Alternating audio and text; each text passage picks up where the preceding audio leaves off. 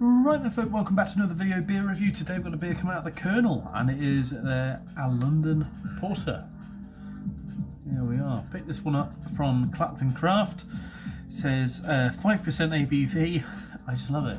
They're so plain and simple. I haven't reviewed a beer from Thornbridge for quite some time, but we've got a few more coming up on the channel because just the styles just hit the right notes for me really, that they're doing at the minute. There's certain styles that I don't enjoy, but I think there's styles for everyone that they release, but especially the darker beers that Kernel do I really enjoy in the past, so I picked up a few.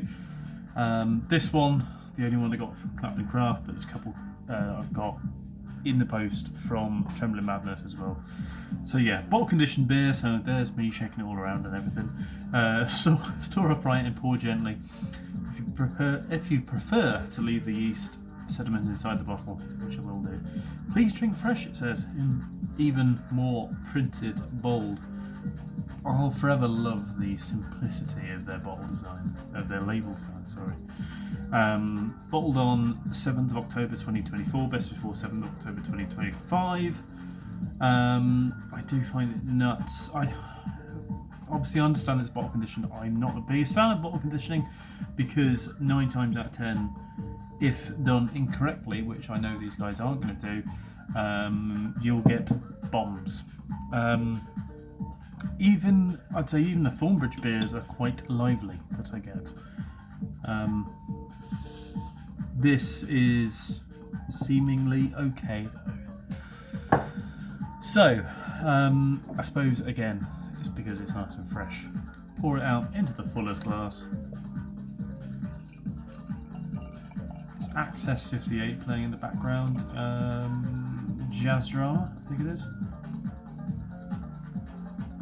One of my favourites. Anyway, we're in glass. Lovely. Oh, it smells fantastic. Deep, dark colour. 2-finger, creamy kind of tan head. It just smells smoky. Like a beer of yesteryear. It smells like smog. Remember Smog Rocket from Beavertown? That was a good old beer, that one. But yeah, really smoky, roasty dark chocolate, which is intense for a porter. Really intense for a porter. You'd expect these sort of smoky, roasty levels within a stout, and a porter at 5% as well. It's a relatively pokey porter, but I suppose it would have been a porter back in the day. Oh, just Kernel nail it with the dark beers. They really do. We'll dive in. Cheers.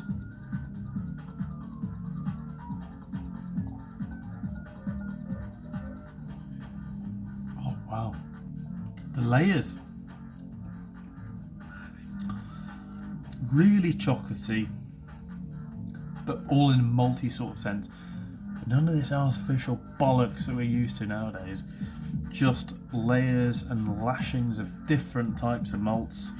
So just literally just says water, hops and sugar, so I'm guessing yeast and barley. Maybe invert sugar, I don't know. Or just candy sugar or something like that. Doesn't taste like candy sugar, but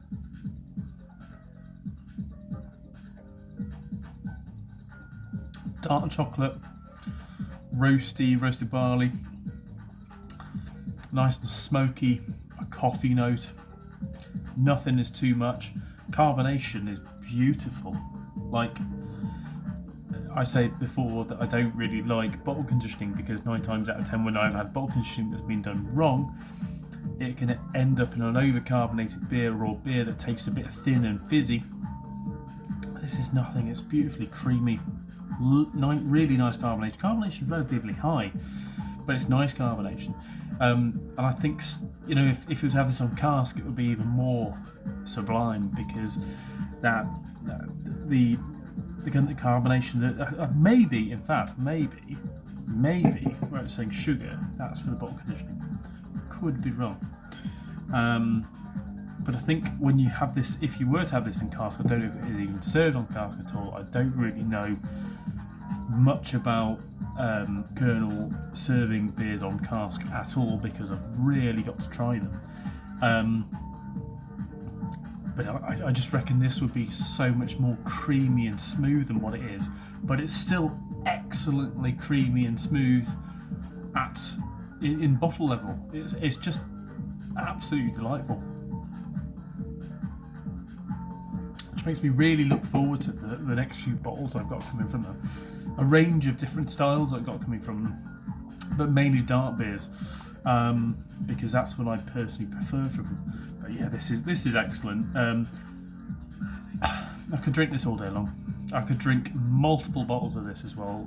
Mildly gutted that I only got one bottle, but yeah, the Kernel, a London Porter, absolutely excellent. See about it yourself, give it a go. My problem that my issue I've always had is I love the artwork, love the design work, but I can never tell one from the next. Just for me, being a dyslexic fucktard, I need to kind of look at the label a bit and I can see something, tell a beer from the label rather than the actual reading of it, reading on a bottle label.